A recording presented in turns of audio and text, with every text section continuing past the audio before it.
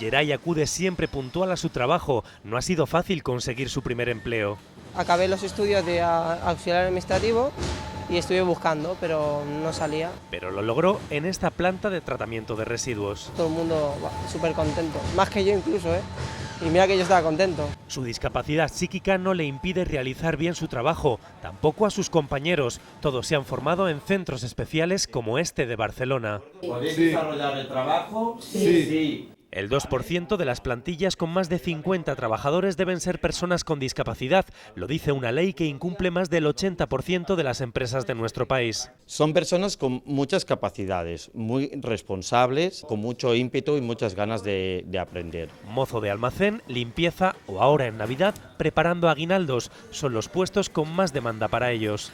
Trabajar les hace disfrutar y se sienten realizados gracias al trabajo. No encontrarán un mejor trabajador seguro. Porque así evitan el aislamiento social y, según un estudio, hasta mejoran su salud.